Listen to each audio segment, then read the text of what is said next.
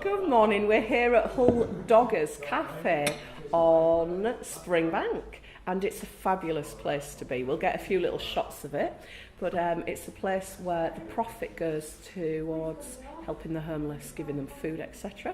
We're going to be chatting about the blancmange effect with Kate Macdonald here, so enjoy. Thank you so much.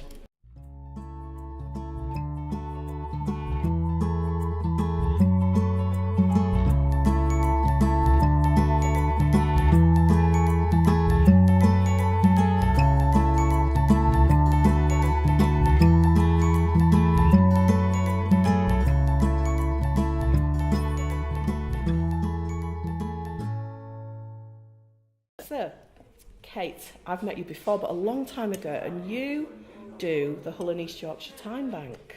So some people won't have even heard of this amazing thing. So tell us, what is Hull and East Yorkshire TimeBank?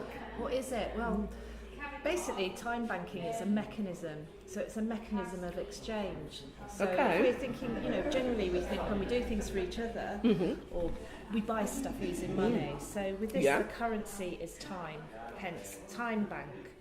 Okay. Does that mean if I need something that typically I'd usually go and spend money on, that instead I use that alternative system? So I invest time to get whatever I need. So it's anything that takes time. So it's an individual skill.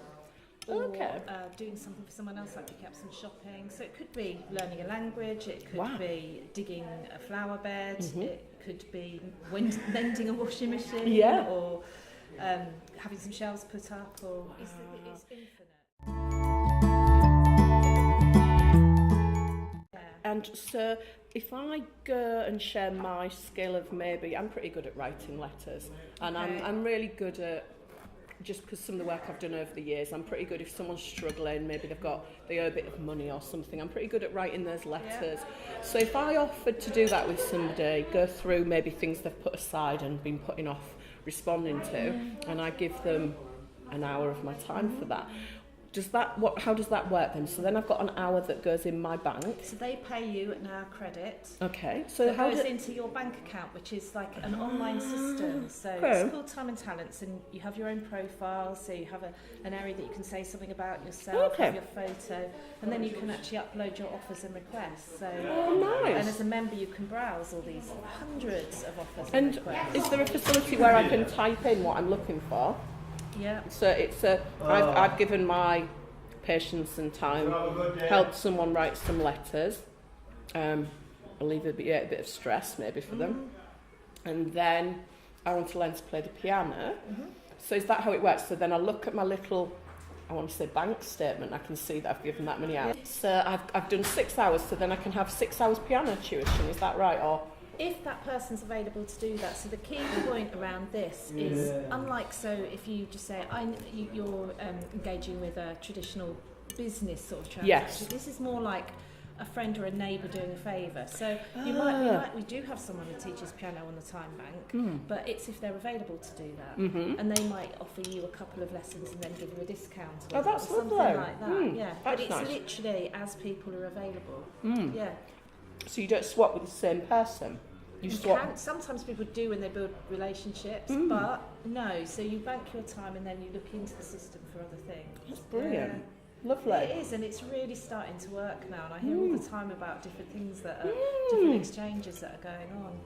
One of the great things here is in Hull, it's one of the fastest growing time banks in the country. It's got a very good reputation as being something that's doing it deeply and as a actual proper mechanism of exchange. So we literally have members from all walks of life, from all parts of the city and out into East Riding as well. So, yes, because of course it's not just Hull, it is East Riding as well. Yeah.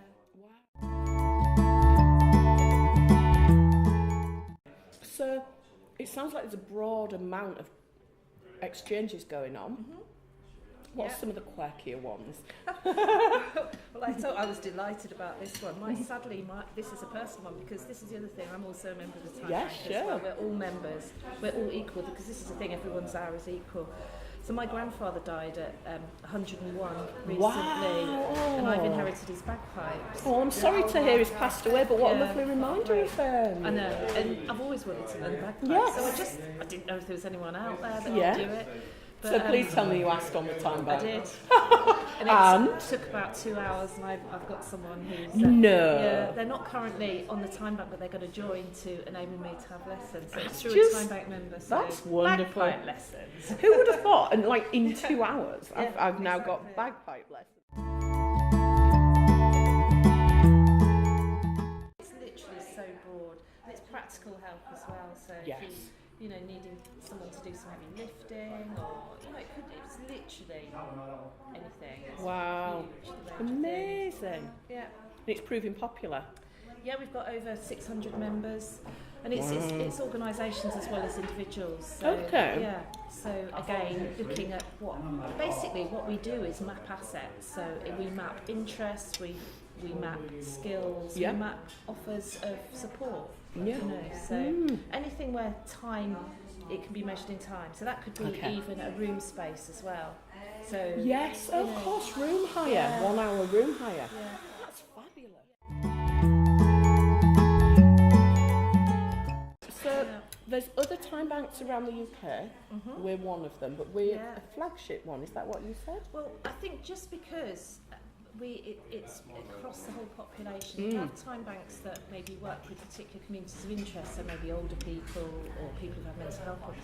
Our starting point, my background is in mental health and particularly early psychosis, and that was my starting point for this. It's like, Right. how can we build individual bridges back to community life for people who've had a severe mental illness? Right, yes, yeah. And for their families. But ultimately, we all are on a continuum of mental health. Yeah, so it's like actually enabling people to have a role, and you know, when I sort of had my sort of epiphany, it's like we need this now. It was when the recession really started hitting. When was that then? So that was around 2010, 2011. Okay. And it's like we need this for the whole community. We do. We do. You know, what it creates over traditional volunteering, which has its place and is beautiful, but it's much more flexible, and what it does is it has a chain reaction. So a chain reaction, it's reweaving communities. So it's like you might do something for someone else, but then through you getting that credit, you connect to another person. Right. So if someone's got an idea for a project, Yes. or, you know, maybe they're setting up a new business, we can connect people very quickly. We can engage people almost immediately with people who can help. What I'm really interested in is the legacy of the city culture. So how, you know, we've got 4,000 volunteers. I've also volunteered. I've not actually done anything yet, but I will be.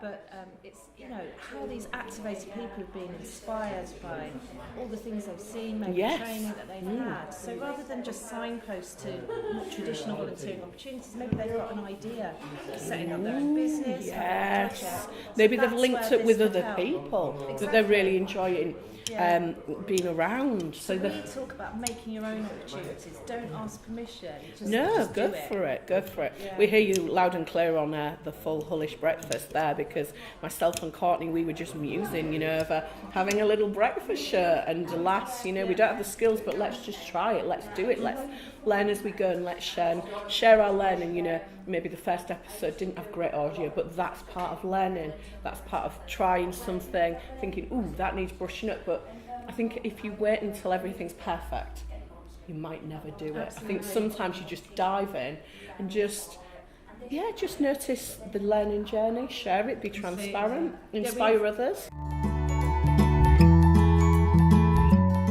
I suppose some people listening to this, they might think, wonder if some viewers think, oh, I've not got any skills to offer. But I think that Everyone's can't got something possibly, to offer. I was going to say, that can't possibly be true. It's about realising that I think we all take for granted the things we do every day and don't realise it's possibly a skill. Completely, absolutely, and that's 'Cause we just part do of our it. sign-up process. Yes. Yeah. So I've got a nice example. We had some young girls, 10-year-olds, and they wanted to make the twiddle muffs. It's like knitted things. It's for people with dementia, just to sort of play with. Oh. So one of our members has dementia, and she actually showed them how to make them. Do you know what I mean? That's It's like lovely. everyone And I mean, I say my hobby is unlocking assets, unlocking Yes, skills. And yes. it's like the sign-up process. So it's like a beautiful flower opening. It's also almost its own form of capitalism, because you come in not quite sure what you can offer, and not sure what you want, and it's like, oh yeah, I'd like that, I'd like to learn that. And Wow. yeah. So how do you get people to, I mean, we're going to link below so you can look on the TimeBank website and see how to join. But how do you draw out for people what they're offering? Are there questions or so how we does have that work? an interest checklist. So it starts with literally, interest. yeah, Okay. and offers and requests. So it's literally just to get people thinking, and then we'll talk through in detail what they're imagining when they tick, say, companionship. Dare I ask a question of how do you... People obviously join, they go online, they fill in the form. How do you have any little safety checks in place? The reason for asking is, I guess you've got people going into other homes. Maybe I would go and help somebody for an hour, do the washing up or whatever, and they might be quite vulnerable actually. How does that person know that I'm genuine and that they're safe? So that's why we meet every person that we sign up. Right. And I mean, the sign-up process takes a minimum of 3 hours, I would say, in terms of getting to know that person. Okay. And people coming along to community sort of events, our welcome evenings, things like that. We would never introduce someone directly into someone's house. Right. So and people, exchanges tend to happen when you meet in a public place. We Okay. don't DBS check everyone. No. We don't, because you don't check if your plumber has a DBS Absolutely check or not. whatever. No. And that's just ultimately a bit of paper. But if we're working with vulnerable people or whatever, then yes, we do have checks in there. We do sometimes do checks. Yeah. Okay. And lots of our members have DBSs anyway. Yes. But this is a whole thing. We're moving away from ticking boxes to getting to know people.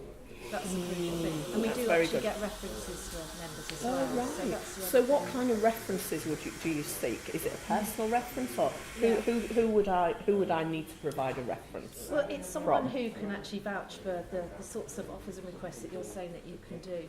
Okay.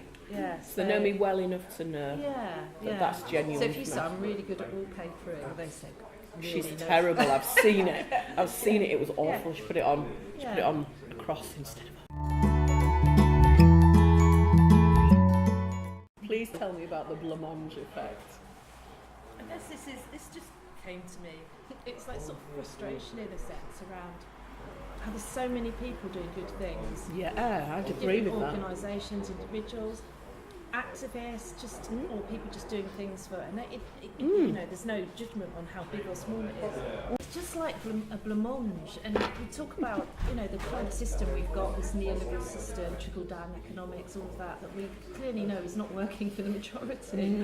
It's like that's business as usual. Yeah. And how do we move from holding action, so protesting, all of that, to systemic change? And it's sort of thinking, so there's all these people doing these different things. It's like, let's talk together, let's come together, because otherwise you've got all these good projects.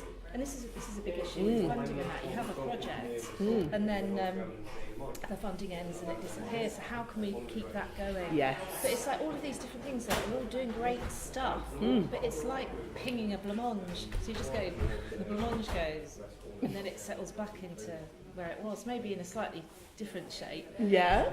So it's like, how can we move from that by joining together, building a web of nodes of activism and activity?